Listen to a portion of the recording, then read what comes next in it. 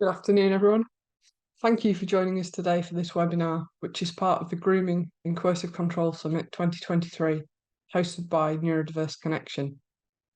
If you haven't heard of us before, Neurodiverse Connection is a community interest company that exists to elevate the voices of neurodivergent people to help them flourish and thrive. The Grooming and Coercive Control Summit is our first ever event series, so we're delighted that you've chosen to join us and to be part of this. Our aim for the summit is to start conversations, collate knowledge, and share lived experience of grooming and coercive control. This is an issue that affects many lives but is rarely talked about openly. We believe that challenging the stigma that surrounds it can help to accelerate positive change in a critical area. Before we start today, we have a few housekeeping remarks. This webinar will be followed by a live Q&A session. Please feel free to submit your questions for Kay through the Q&A function found in the Zoom toolbar at the bottom of your screen. We'll try to get through as many of your questions as possible. Closed captions are available. You can find the option to turn these on in your Zoom toolbar. Captions are automatically generated by Zoom, so we apologise for any inaccuracies. A subtitled recording of this session will be released in the near future after Summit Week. At Neurodiverse Connection, we're committed to promoting the use of neurodivergent affirming language. Our guide to neurodivergent affirming language is available in our resource library. However, please note that these webinars, as with any content we host or share that has input from other organisations or parties, can't guarantee that the preferred neurodivergent affirming technology is always used. Your host for the session today is Louise Aldred. Kay is late diagnosed autistic, parent of neurodivergent children, and has taught neurodiverse students. Kay's worked pastorally and therapeutically with children and adults throughout her whole career. Kay's an avid researcher, writer, resource, workshop, and course creator. She's an advocate for safe, nervous system friendly structures in education, learning, and sharing spaces. In this introductory webinar, Kay outlines the heightened risk to autistic individuals and what the signs and indicators of grooming and coercive control are. The webinar finishes with information about when and how to act if grooming and coercive control is suspected. Kay will be joining us for the Q&A session at the end of the webinar. The summit originally started in a discussion between me and Kay, so I'm delighted that she's taking part and starting the summit today. Kay, over to you. Thank you, Jill, for that introduction. And yeah, it does feel quite a moment that we've got to this point as an organisation to be able to offer this inaugural first series of events. And I feel very honoured, I'm very nervous, I have to be honest, to be presenting this first webinar on topics, as Jill said, that are still shrouded in shame, actually, and secrecy. And yet I'm delighted that we are bringing this out into the open and offering a starting point for discussion around these subjects. So as Jill said, I'm speaking in a very overview way about these, the intersection of the topics of autism specifically. I'm talking about neurodivergence in general, but my lived experience is autism, grooming and coercive control. And Becca, if we could go to the next slide, please. I do feel it's important to offer a content warning before I begin that I'm coming at this from my lived personal and also professional experience. And so there will be discussion and some content around that lived experience of grooming, coercive control and abuse. So the intentions for the session are to say what, from my lived and personal professional experience, autism, grooming and coercive control are, why in my experience autistic individuals are more at risk, and the signs and symptoms and how and when to act. So the next slide, please, Becca. So what is autism? Yes, I was late diagnosed, as Jill said. It was only last November, just before I joined the Neurodiverse Connection team, that I actually got my official diagnosis. But certainly I noticed and knew that I had had a lifelong difference and that had impacted particularly on sensory and social processing. So what I will say is that no two autistic people are the same in how their difference presents. And it is, you know, although I can say that autism is a sensory and social processing difference, whereas my sensory processing is hyper, everything is big and highly refined. And for some people, other people who are autistic, their sensory difference will be more kind of muted and perhaps offline, so to speak. So we're all different. However, this lifelong difference really is part of what autism is.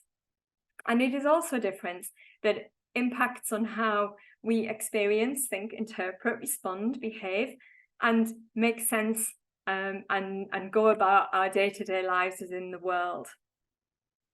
So building on what Jill said around that we do endeavour to be neurodivergent affirming in our language, neurodivergence is the neurotype that, yes, is different to the current norm as the parameters offer what norms are.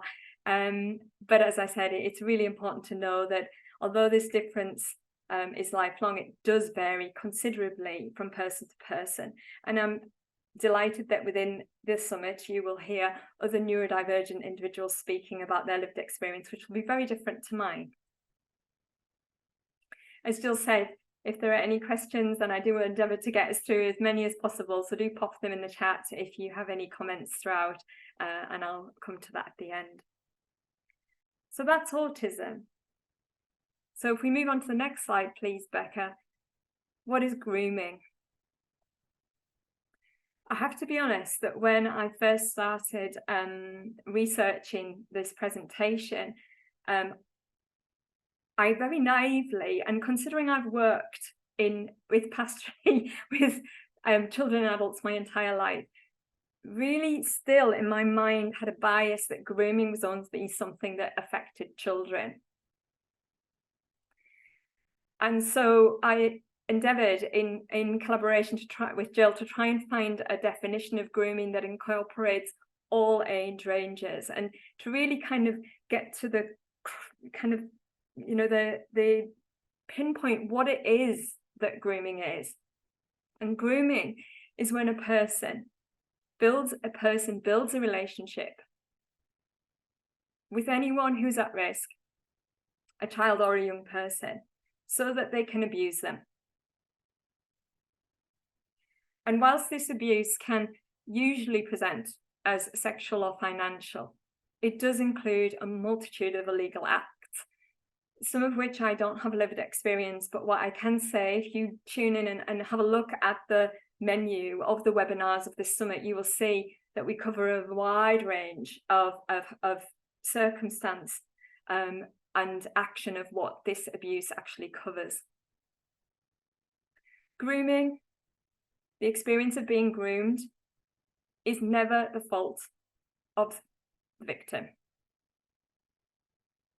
Grooming is when somebody deliberately chooses to abuse or manipulate someone else. That is what grooming is. So if we move on to the next slide, please, Becca.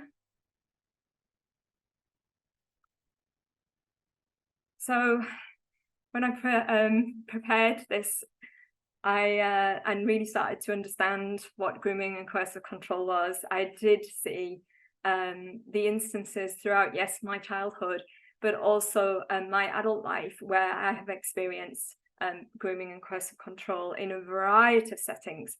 Okay, so I'm talking about within interpersonal relationships and within family, and within professional forums, and also within social contexts.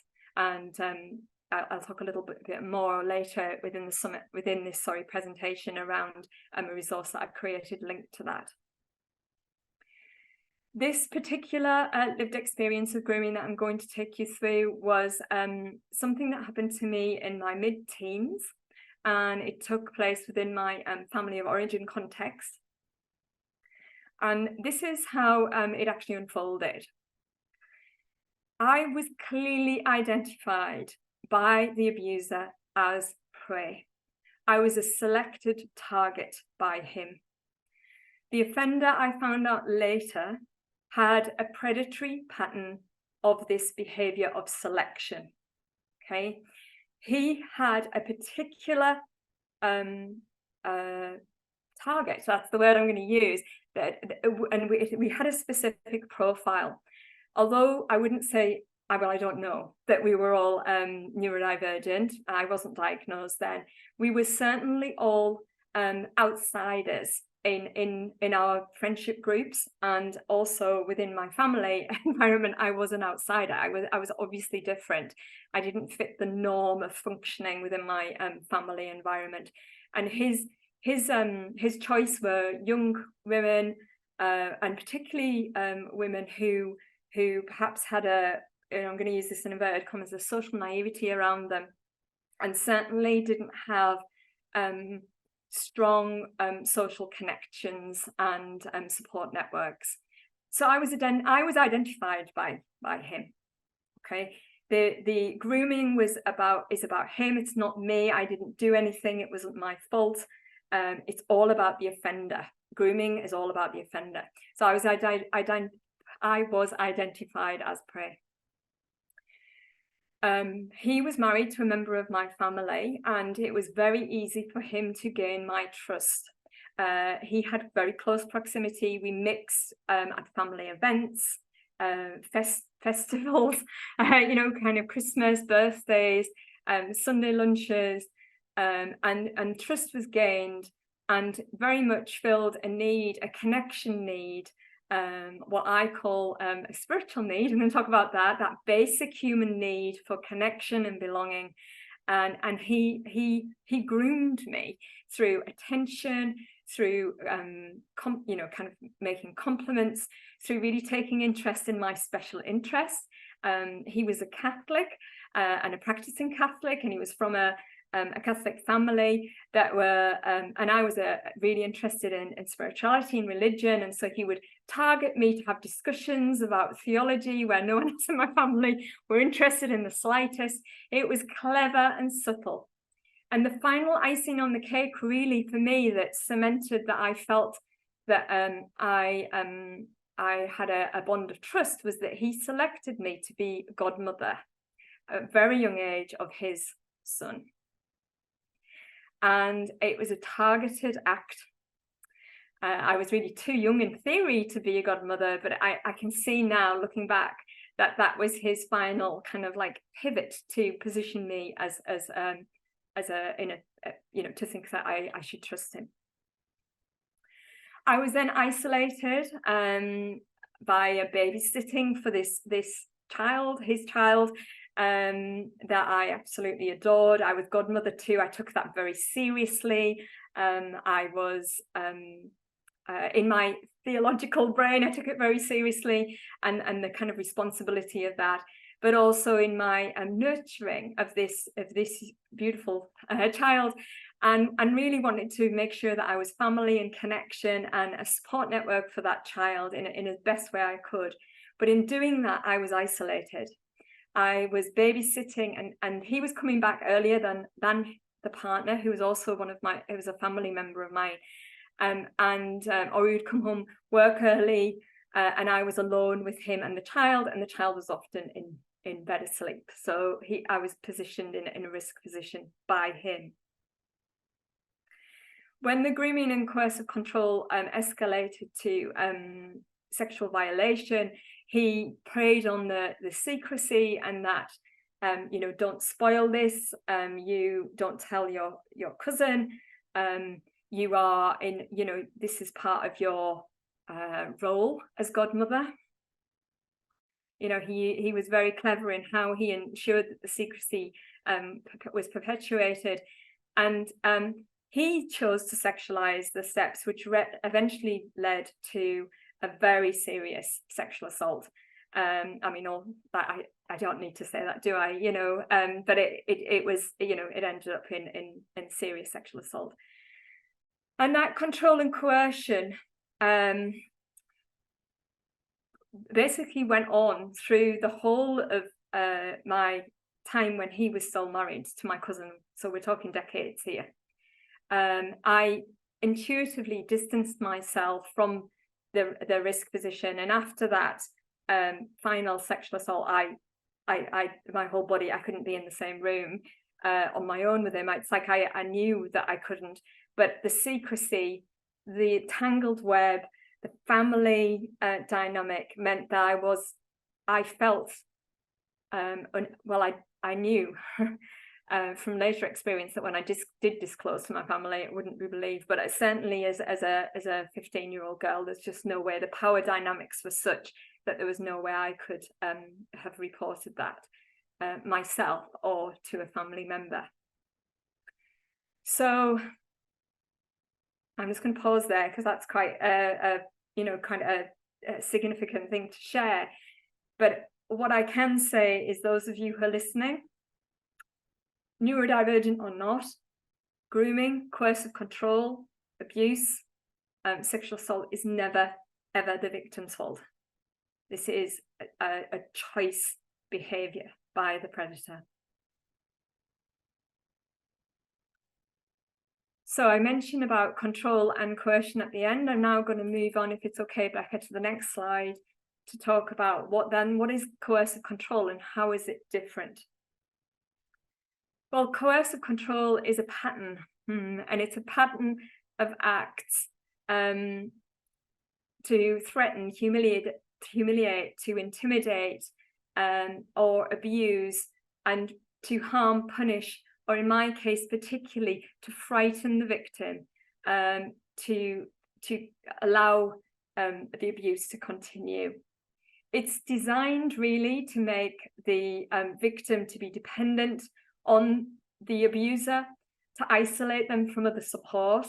And you can see in my lived experience, that was quite, it was subtle, and yet there was just, as I say, that kind of like being chosen to be the godmother was the bit that really cemented me in the box of secrecy and dependency, and isolated me from actually speaking out against the abuse. I was coerced through that act, and then exploited for his own needs, and really deprived me of making independent, autonomous decisions.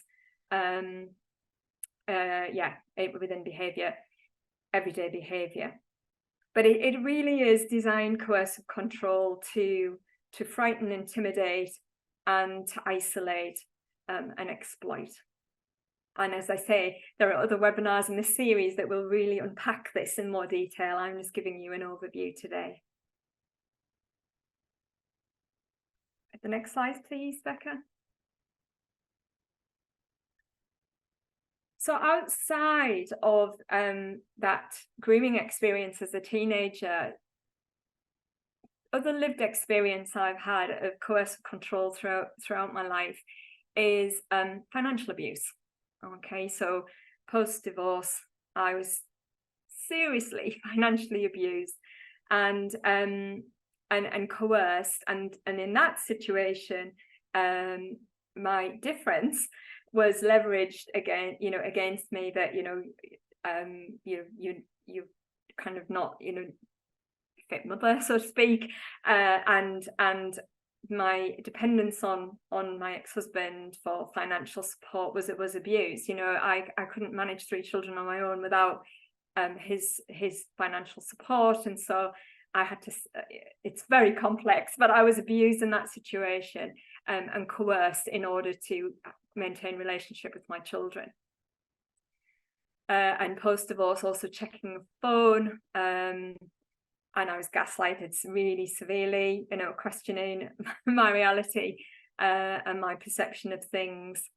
I was threatened online, I was threatened at work, I was threatened that things would be disclosed to my employer, I was stalked, I was followed to work,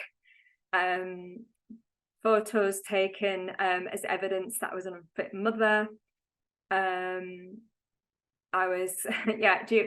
Have been controlled what I can and can't wear, when I can see friends. Within my family dynamic, there's been a triangulation of family and friends and isolation and bullying.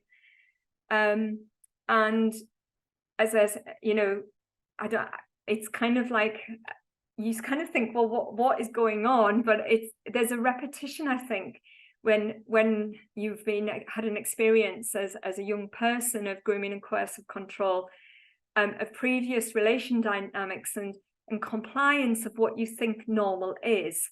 And this is something I'm going to speak to again and later in the webinar. I often say we can't be it if we can't see it. And this is especially so for neurodivergent individuals. If we don't have role models or lived experience of what healthy and unhealthy relationships are, what grooming and coercive control is, and also safeguarding and what that looks like, it's kind of really hard to unpick this in our even as adults. And this, I think, really for me is where the shame and the secrecy has been. I'm like, I'm a highly educated woman. I safeguard other individuals really effectively safeguard young people and adults when I'm facilitating or I'm mentoring, and yet it happened to me in my adulthood. But I have to say it did. And I think a lot of it was because of a repetition of previous relationship dynamics and compliance and what I thought of as normal for me, and yet would identify as not normal and not safe and not okay for others.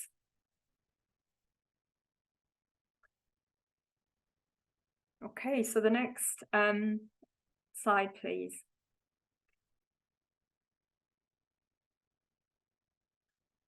So I don't think we can ignore the statistics and the evidence around grooming and coercive control, and it's terrifying. And I really recommend tomorrow, if you can, that you go to Amy Pearson's webinar. Dr. Amy Pearson, whose research and work has been transformative for me personally. And she is one of the leading experts in the intersection of neurodivergence and interpersonal victimization, grooming and coercive control. And as I speak to these statistics and evidence, I also want to say, and I'm sure Jill will speak to this later in her work, this is a new area of research. And so the statistics and the evidence it's unfolding all the time, and we're trying to keep up with what's coming out. But these are some of the highlights that I found when I was doing my research. People with learning disabilities and/or autism suffer from a range of abuse, suffer the same range of abuse as others. However, they are thought more likely to suffer from coercive control. And I'm just going to emphasize again, it is not their fault. It is not their responsibility to safeguard themselves against abusers. This is being done to them by the predator and the abuser through choice. However, they are more likely to suffer from coercive control, and I'm sure Amy's webinar will unpack this.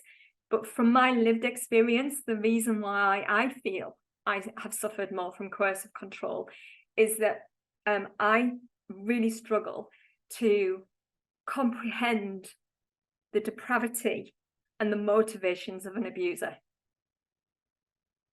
Even though I know the statistics, even though I intellectually know that, I still want to believe that people aren't like that. And for that reason, some people might call it social naivety. I really do want to believe that humans are better than that. But they're not. Some people are not. And so that is why I think that I have experienced more coercive control personally. We know that online grooming, and I know there's a webinar coming on that specific topic, has risen more than 80% in 4 years. And certainly my lived experience of parenting, which I'm not going to share because that's the business of my children, but that is a risk area that my own teenage children, I've had to navigate really carefully with them. And we know that there's an increase, more likely that people who with learning disabilities are more likely to experience domestic abuse and violence. So the next slide, please, Becca. So why may autistic individuals be at increased risk of grooming and coercive control? Let's take a drink.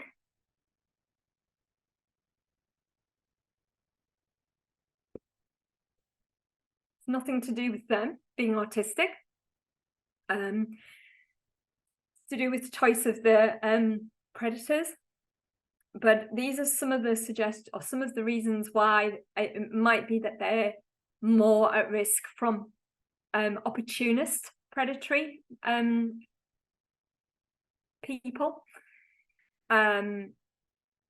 They may misunderstand literal interpretation, so might not understand what is being communicated to them. Vulnerability, I think, due to isolation or these unmet needs, what are often classed as spiritual needs, but are just basic human needs of belonging, meaning, purpose, and connection, mean that they're going into, well, I have gone into community settings, self-help settings, spiritual settings, sister circles, retreat settings, looking to have these unmet needs met due to vulnerability. And I see that predators, abusers, are choosing those forums to select, to take the opportunity to select what they class as a more easy target. And that's why safeguarding is so important to me. Prior trauma can increase freeze and fawn in the system, especially for girls. So that it's such a big topic, but certainly for me, I was chronically bullied at school due to my difference. And if you haven't read Carly Jones' book, Safeguarding Autistic Girls, please read it if this is an area that you're interested in. Because autistic, that safeguarding autistic girls and women is a really specific, needs a very specific approach.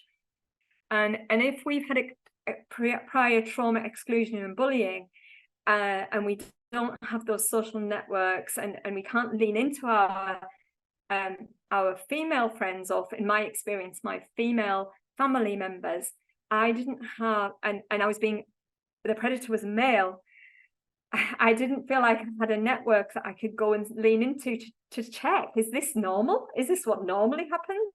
Is this a loving relationship? Is what he's doing?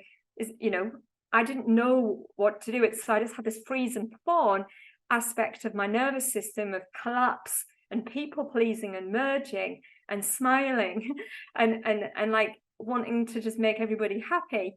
That was a predator's dream. Right? I was selected for that reason. My boundaries have been violated many times within many areas, including school. I say that as an ex-school teacher. We're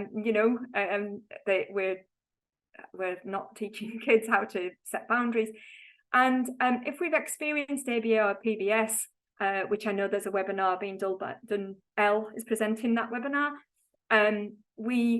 They are going to speak to it as a coercive approach, and from my experience, ABA PBS means that we have less autonomy and more likely to have compliance to whatever is going on around us, and our own embodied instincts of pushback, fight,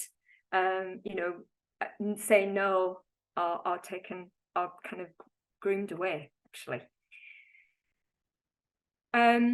My a lived experience of having a repetitive behavior and routine and complete special interest of theology made me more predictable. You know, I would go to youth group on this night, I would go to church on a Sunday morning.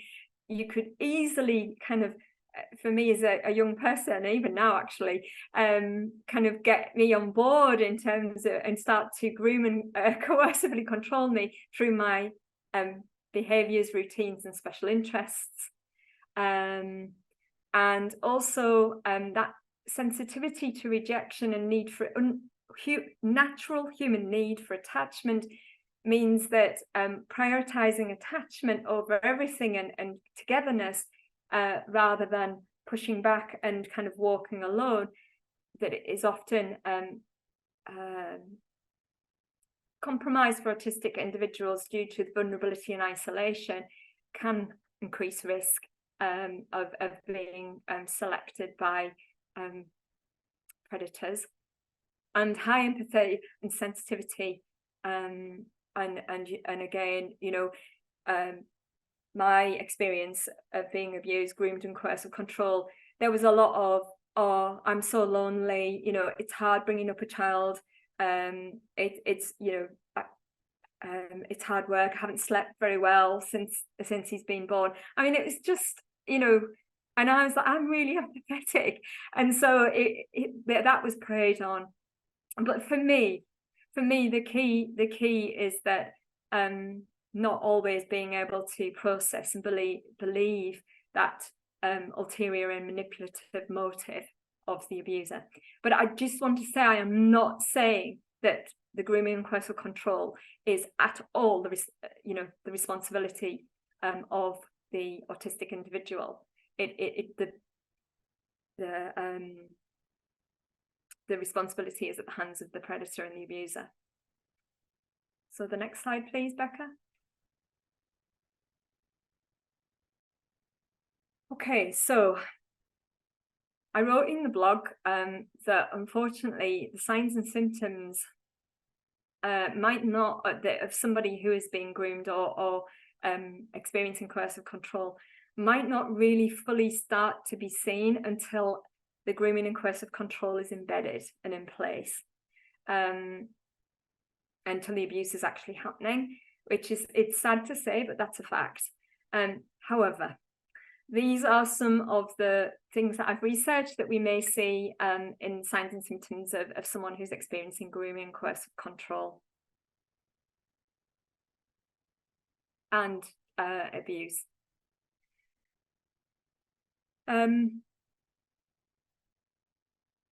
Looking specifically at autism, an increased presentation of meltdown or shutdown, of dysregulation, is a really, you know, that doesn't seem to be linked to a change in routine or any other factor. I think that's definitely one to look at, unexplained dysregulation. And I can't cover the whole nervous system in this webinar, much as I would love to. That's my kind of one of my real things. But if their regulation, if they're unable to regulate, if the person's unable to regulate with their normal stimming activities, or there's a huge increase in stimming or self-harm that can't be attributed to a specific kind of change or reason, that could be something to look at. Or may be a kind of red flag. But there are other signs and symptoms there. I don't think I need to read them all aloud, and certainly the slides will be available afterwards. So if anyone here is a parent or carer, I really want to emphasize that you know the young person in your home best. You know them. You really do know them, and that for me is the most important thing for you to take away. Trust your knowing. I use the word instinct and intuition, but trust your knowing on if something feels off. That is how I kind of nipped in the bud any potential grooming and coercive control as my own children. Again, I don't want to speak to that, but I just knew that there's something going on here. And the more that we can kind of, we as parents and carers can regulate our own nervous system, and by that I mean come into our own regulation, really come into our rest and digest, into our own autonomy and knowing and strength. It's a bit of a controversial word, but kind of like anchoring in, knowing our nervous system and calm, and then feeling when things are off, then you know, trust that. And please, I wish this was embedded in kind of like all support networks. Really, I would encourage more education than I can provide you here. And I'm not a specialist.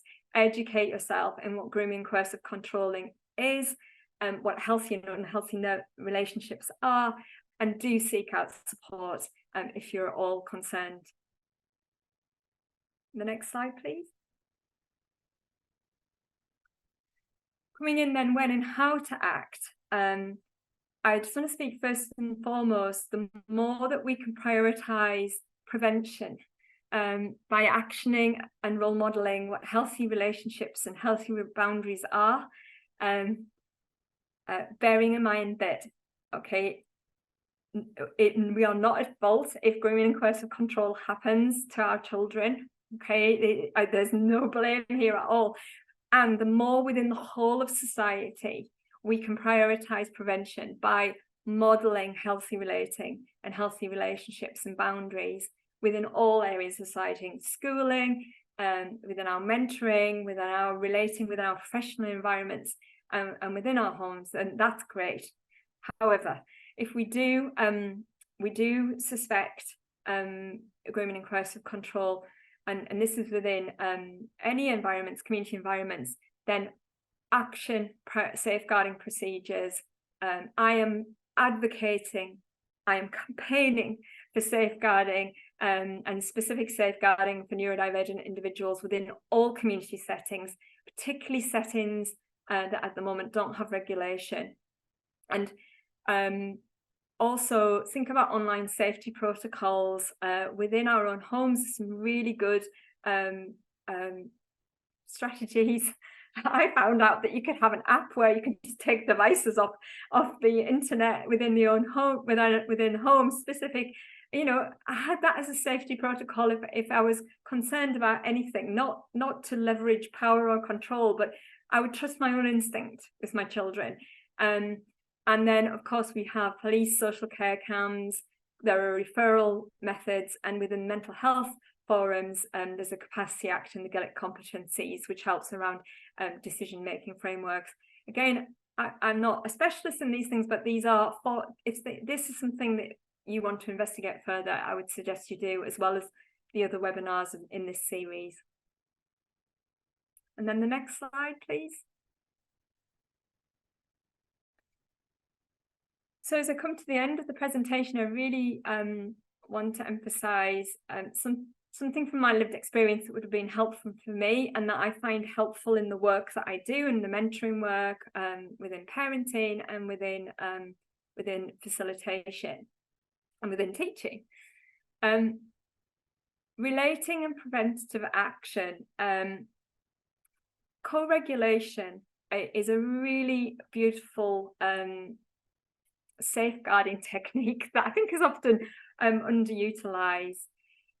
The more we can support all neurotypes to have their belonging and connection needs met, the more we can support safeguarding. It won't stop predators, it won't stop abusers, but it can increase safeguarding within communities. So co-regulation, coming together with presence and supporting the meeting of belonging and connection. I cannot stress the importance of education, and this is education for all of us, adults alike, because I've needed this. Preparing for this summit, I've received an education that I've never received before on grooming and coercive control, and I wish I'd had, not because I think I could have stopped the predator at that time, but just so that I could really understand that it wasn't my fault. that it isn't our fault that people have done this to us. So that I understand what healthy relationships are, and so that I can unpick and unpack any myths I have about what is normal, what isn't in relationships, and what is good for me and what isn't. And if I can see this in real life being modeled in front of me, how much more helpful that is. Knowing our values, our expectations, our boundaries, and sharing that within community and family settings can be really helpful. That was missing within my family. There was no discussion about boundaries or values or safeguarding young people or what was appropriate even in language and sexualization within language. It was completely missing. And so I didn't know, what was it, like I keep saying, what was appropriate and what was important. I think addressing, this is a hard one, allowing particularly young people to have healthy autonomy and agency, and then kind of look at what is secrecy and what's, how they can be autonomous and have that agency and develop their own kind of relationship with risk, and what is secrecy and what. It's a hard one to address, but I think that's a discussion that needs to have. And as I say, I don't have all the answers here. I'm just popping these as discussions. Definitely settling and modeling boundaries around phone and internet use, and really, most importantly, fostering a transparency and openness and unshaming culture. If things are happening, it's okay to share, and it's never your fault. And then the next slide, please. And so that brings me to the bespoke resource we've created at Neurodiverse Connection around these belonging and connection needs. So a further resource to consider if something this resonates to you is, it's actually a downloadable PDF on the NDC website. It's called Safeguarding Spiritual Needs of Neurodivergent Individuals, the Why and the What. And by that, I'm talking about the need for meaning making, purpose, belonging, and connection. And this resource is something, yes, it's for anywhere where people come into community, but I've also written a blog around how it can be translated into well, I talk about Andrew Tate actually in the blog, and how he is monopolizing on particularly males' needs for belonging and meaning. So it is a transferable and document that can be applied to a lot of settings. And if that isn't making sense, then please do pop it in the chat if I haven't linked how it's relevant here. And then the next slide, please. And so that covered a lot there. Again, this is an umbrella overview of these topics. I'm very aware that everyone's different, and this presentation has outlined my own lived personal and professional experience and some common presentations of grooming and coercive control that I found within my own research. But I would just invite you to think, well, what does resonate? What doesn't fit with you? What's missing? Are there any questions you want to ask as part of the Q&A that we're going to have now in the last 10 minutes? And please be aware that I don't have all the answers, and there are some amazing specialists that are going to speak in more depth about some of the issues that I've covered in a very general way in this introductory webinar. Okay, so the final slide. So thank you for attending, and Jill, I hope that leaves the right amount of time to the end, the Q&A. Wonderful. Hey, thanks so much for your presentation, and also for sharing your experience so powerfully. It's really, really good to hear you. So onto some questions, and folks, if you do have more questions, please include them in the chat. Kate, I wondered if you could speak to some of the protective factors that might help support safety and well-being. So thinking more proactively here.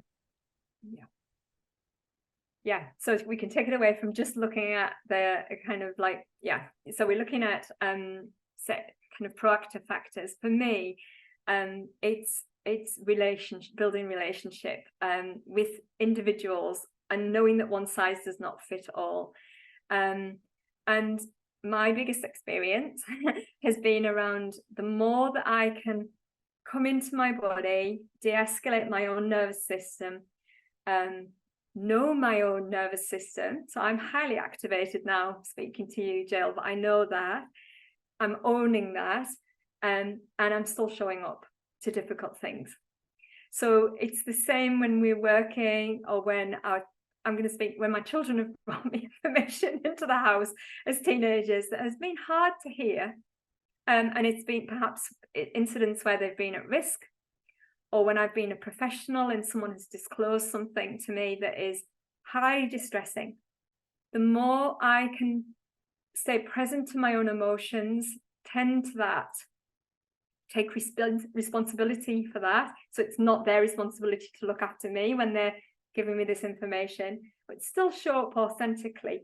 That authentic relating, knowing myself, knowing the person, unshaming everything. Everything is welcome here. We can unpack this. You can tell me whatever, and I'm here for you, and we can unpack it. That I feel is for me has been the most preventative measures that I could take. Has that spoken to the question? So, yeah. So on to the next one. I'm going to keep them going and see if we can get as many in as we can. So many of the indicators that you spoke about, I think might generally be associated with adolescence. So, internet usage, withdrawal, broaching on some kind of sexualized behavior. For parents and teachers, how do you identify when to be worried and action needs to be taken, and what is a usual kind of and to be expected exploration of boundaries and a growing in life? It's a brilliant question.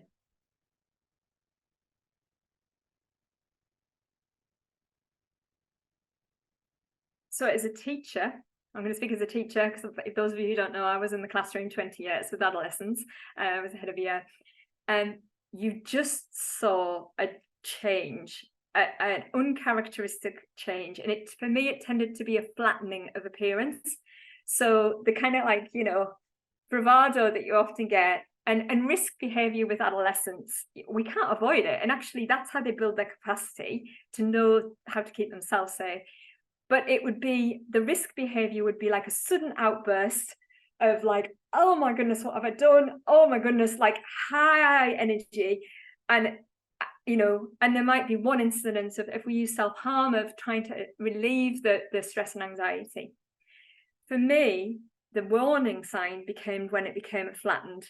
So they were going into like what we'd say is a freeze response, or almost like an immobilization, and that they couldn't. It's almost like the life went from them. And that for me was the warning sign where I knew something was severely off. There was less like hyper, and it was more of a flattened response. Now that's my lived experience answer. But that's how, when I see it, and I with my own children, I saw that as well. Does that answer it, Jill? Yeah, thanks. And I think just to build on your response and picking up on something else that you said in the webinar, was even if you're not sure, we can still have the conversations, and even if it's an early and preventative conversation, we can still have the conversation. So actually sometimes we don't have to know, and sometimes we don't have to wait until it tips into certainty. Actually, often having those early conversations can be really beneficial. I agree, and also having just the general, how are you today, what's knowing the normal, what is norm. Like if a child is very high, a young person's very high vibe, or like that a lot, and that's their normal pattern, that's okay. It's when the pattern changes and it's that but you're having these conversations. And yeah, I mean, some of the things that I'd said, checked in with young people in my classroom, they'd just be like, no. And I'd say, oh, I've got that one wrong. Having that humility to say, oh, then, yeah, I was just checking in, and then owning it. Oh, maybe I misread that, didn't I? It's better to misread it and take ownership for that than I felt than to miss it. Yeah. Okay. And I think then building on that point, you talked about some of the subtle and kind of befriending ways that perpetrators operate. And I can well imagine a time when you're checking in with someone and they're like, no, I'm agreeing. I'm consenting even if they're not old enough or able to consent, or I'm choosing this, or this is the best thing, or like, you know, when the grooming has operated in a way that they perceive this as a positive thing and something that they wish to continue. How do you have any suggestions about how to navigate that and how to support and unpick with the person around um you know, what do we mean by consent and that kind of thing? Yeah. Are we talking about under 16 here, Jill? That's, I guess that's an open question. We could speak 2016, yeah. Okay. So for me, kind of under 16, it's point blank, I'm there to safeguard. So I would actively deploy safeguarding policy procedure referral. It's like I can't even begin to tell you how many times I've been asked, can you keep a secret? And I've done the safeguarding, you know, I can't promise that, you know. So in or under 16, for me, it's very, I follow safeguarding policy and procedure always within a professional environment. Or over 16, that's an interesting one. And in terms of consent and when I've worked with adults,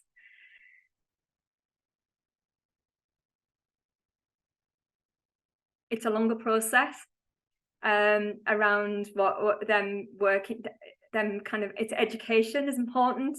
Referrals into specific agencies, you know, if they need to have a domestic abuse referral, but you have to have consent to do that.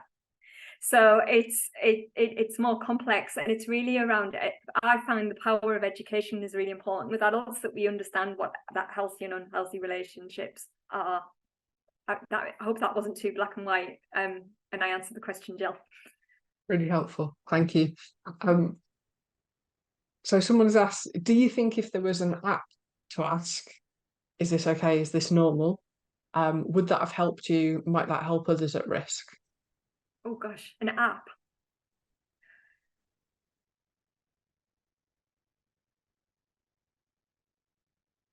Oh gosh, I actually don't know what the answer to that is. I don't know how to answer that. I think possibly around kind of the legalities of it, and consent. Yes, an app would be helpful. But in terms of the nuance and what grooming and coercive control is, yes, it would be helpful if we had an educational app that explained what these things are. Is this a sign and symptom? I can see that would be helpful. But predatory behavior is so nuanced, like we've said, that we often can't recognize it until it's actually spelled out to us. I hope that was an adequate answer. It was a difficult question to answer for me. Thanks, Kay. And I'm just looking through the questions and comments as they come in. And somebody, thank you, Emily, has recommended that Bright Sky is a good app that helps you to identify behaviours that are problematic. And it gives good questionnaires on, is this abuse and ways to seek help? So Emily, thank you for that. So again, that's Bright Sky. I haven't heard of that, but we will certainly look at it and add it to our resources, and really appreciate the kind of the comments and questions that are coming in. And there's been a tremendous amount of appreciation, Kay, for your presentation and how much it's resonating with people. Yeah, some really lovely feedback. So folks, thank you for those. Do you, for people who are feeling isolated, who maybe don't have friends or peers or safe relationships that they can check in with, do you have any suggestions for them on building positive and safe relationships?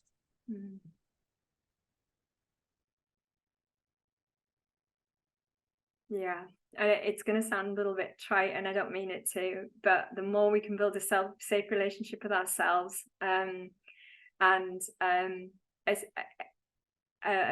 you know, I often say to people, because people say to me, and I've said it to my other people, no humans are safe. And if you've experienced grooming and coercive control or abuse, you really do feel like at times, who on earth do I trust? I still struggle. Who's safe? Who isn't?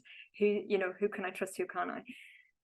The more I can build a safe relationship with, or have built a safe relationship with myself, the more I've kind of built a relationship with my body, listened to my body to the best of my ability.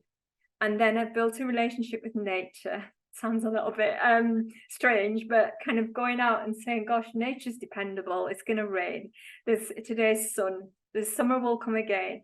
And then mammals, dogs, oh my goodness, they are just, and like cats, and build a relationship with another living being, or a tree, and start to build that there are things that are that we can depend on, even if it's not humans at first, and then our own bodies, and then start to test trust. Brené Brown often says, she's a writer, people have to earn the right to hear your story, your stories, your things that you love. And it's kind of it's okay to test people around boundaries and integrity. But the biggest thing for me is that coming into relationship with myself first, and it's not easy. I wish I didn't have to do. I haven't had to do that, but I did. Yeah. Thanks so much, Kay. I really appreciated that response, and as you know, it resonates with me. I'm really grateful to hear you. So I'm going to apologise that we haven't made it through all of the questions. We've given it a good go, but we have now reached the end of the webinar. So Kay, thank you again for leading the session and sharing your experience. I really enjoyed listening to you, and it's clear from the comments that it's resonated with other people too. Folks, we hope you've enjoyed the webinar as part of the Grooming and Coercive Control Summit 2023, and we hope to see you at some of the other talks that we have this week. It's been a pleasure hosting you today. We're Neurodiverse Connection. You can find us at ndconnection.co.uk. You can follow us on Twitter at ndconnectionuk, and you can find us on LinkedIn. Again, thanks very much for joining us, and take care.